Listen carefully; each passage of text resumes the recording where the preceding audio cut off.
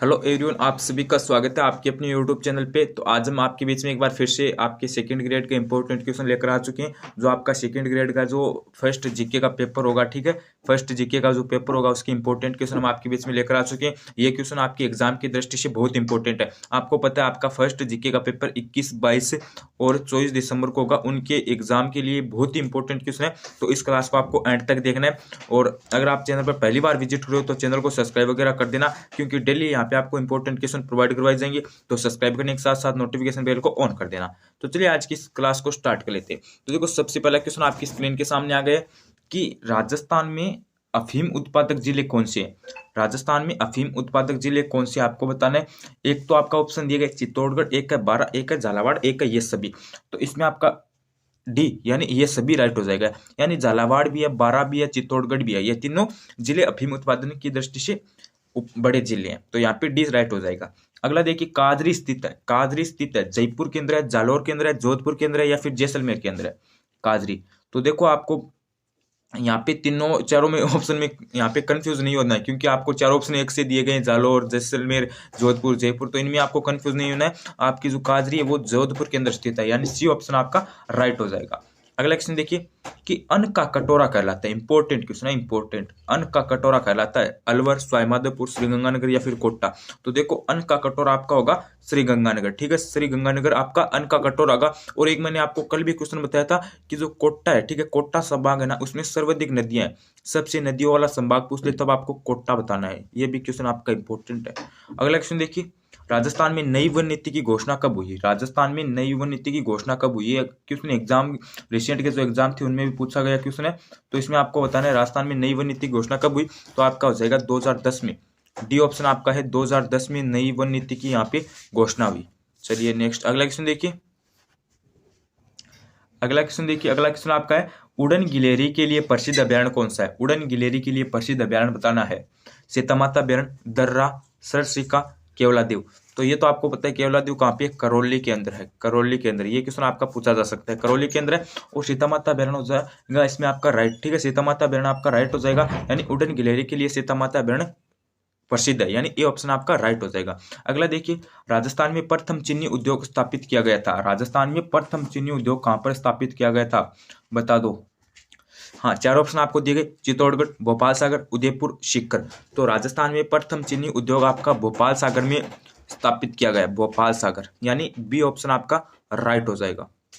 अगला क्वेश्चन देखिए, वस्त्र निर्यातक शहर के नाम से प्रसिद्ध है। ये क्वेश्चन में आपको पहले भी एक जो आपकी क्लास हुई इसमें मैंने आपको बताया था कि वस्त्र निर्यातक शहर के नाम से आपको पूछा जा सकता है। एक तो उदयपुर को, एक है बीकानेर को, एक है भीलवाड़ा को, एक है जालौर को।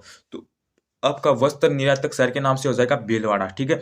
भीलवाड़ा वस्त्र नगरी भी आप क्वेश्चन पूछा जा सकता है, और वस्त्र निर्यातक एक ही बात है, ठीक है। तो यहाँ पे पूछा जा सकता है कि वस्त्र नगरी के नाम से कौन सा प्रसिद्ध है, भीलवाड़ा, ठीक है। सी ऑप्शन आपका राइट हो जाएगा। अगला क्वेश्चन देखिए, राजस्थान की मरुगंगा, इंपॉर्टेंट क्वेश्चन है कि राजस्थान की मरुगंगा है इंदिरा गांधी नहर, एक तो इंदिरा गांधी नहर, एक का बिसलपुर परियोजना, एक का चंबल नदी, एक का बनास नदी। तो राजस्थान की मरुगंगा आपको बताना है। तो राजस्थान की मरुगंगा हो जाएगी आपकी इंदिरा गांधी नहर। ये ऑप्शन आपका राइट हो जाएगा, यानी राजस्थान की मरुगंगा इंदिरा गांधी नहर को कहा जाता है। अगला क्वेश्चन देखते हैं। अगला क्वेश्चन आपका पॉलिटिकल से आ गया है, यानी राजनीति से आ गया है। अगला क्वेश्चन है कि राजस्थान के प्रथम निर्वाचित मुख्यमंत्री कौन थे। राजस्थान के प्रथम निर्वाचित मुख्यमंत्री आपको बताना है कौन थे। हीरालाल शास्त्री, टीकाराम पालीवाल, अशोक गहलोत, वसुंधरा राजे। तो राजस्थान के प्रथम निर्वाचित मुख्यमंत्री यहाँ से आपके हो जाएंगे हीरालाल शास्त्री। हीरालाल शास्त्री यहाँ से आपके राइट हो जाएंगे। तो ये ऑप्शन आपका राइट हो जाएगा। अगला क्वेश्चन देखिए, सॉरी यहाँ पे आपका टीकाराम पालीवाल होगा, ठीक है, टीकाराम पालीवाल होगा। मैंने यहाँ पे प्रथम मुख्यमंत्री देख लिया, लेकिन यहाँ पे नाम है प्रथम निर्वाचित मुख्यमंत्री पूछा है, निर्वाचित, ठीक है। तो यहाँ पे आपके टीकाराम पालीवाल हो जाएंगे, राजस्थान के प्रथम निर्वाचित मुख्यमंत्री टीकाराम पालीवाल। बी ऑप्शन आपका राइट हो जाएगा। अगला क्वेश्चन देखिए, अगला क्वेश्चन आपका आ गया है, मयूर ध्वजगढ़ किस दुर्ग को कहा जाता है। मयूर ध्वज किस दुर्ग को कहा जाता है। लोहागढ़ को, मेहरानगढ़ को, चित्तौड़गढ़ को, एक है भटनेर दुर्ग को। एक नाम आपका है भटनेर को। तो इसमें आपका हो जाएगा राइट, आपको बता देना है। चार ऑप्शन आपको दिए गए, मयूर ध्वजगढ़ आपको बताना है किस दुर्ग को कहा जाता है। चार ऑप्शन आपको दिए गए हैं।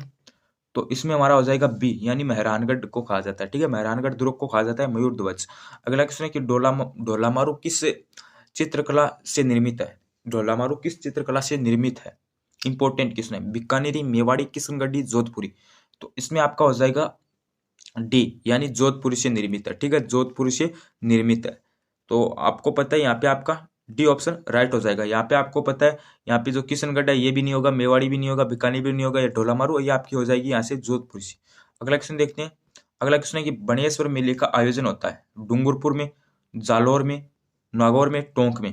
अगर यहाँ पे आपको बांसवाड़ा भी दे दे तब भी आपका डूंगरपुर ही राइट होगा। ठीक है, यहाँ पे हो जाएगा आपका ए, यानी डूंगरपुर में होता है। बनेश्वर मेले का आयोजन डूंगरपुर में होता है। और कई बार एग्जाम में बांसवाड़ा भी दे दिया जाता है, लेकिन आपको बांसवाड़ा नहीं करना, आपको सिर्फ डूंगरपुर करना है, यानी ओ ऑप्शन आपका राइट हो जाएगा। अगला क्वेश्चन है फतेहपुर सीकरी में अकबर से भेंट करने वाले कौन थे? हाँ, करने वाले हैं। फतेहपुर सीकरी में अकबर से भेंट करने वाले कौन थे, ये आपको बताना है। चार ऑप्शन आपको दिए गए, एक तो है कबीर, एक है गुरु नानक, एक है दादू दयाल, एक है निम्बारक।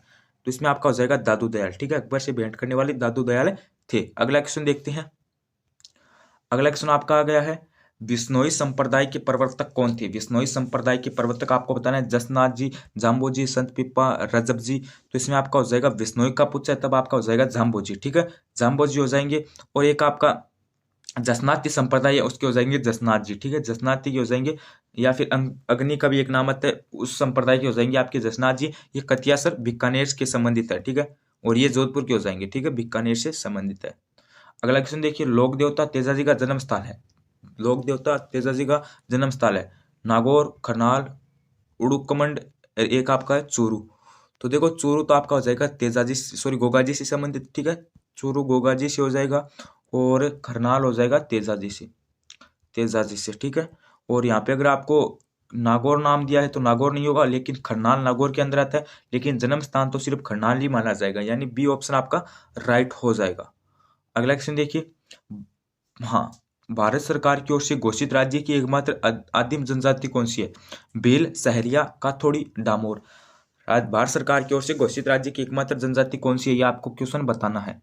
तो इसमें आपका सहरिया हो जाएगा। ठीक है, एकमात्र जनजाति है वो सहरिया है, जो आदिम जनजाति घोषित की गई है भारत सरकार की ओर से, वह है सहरिया। अगला क्वेश्चन देखिए, इंपॉर्टेंट क्वेश्चन है ये, तिमानिया आभूषण पहना जाता है। इंपॉर्टेंट है तिमानिया। तिमानिया रिसेंट के एग्जाम में पूछा गया था शायद। हाँ, तिमानिया आभूषण बताओ जल्दी से।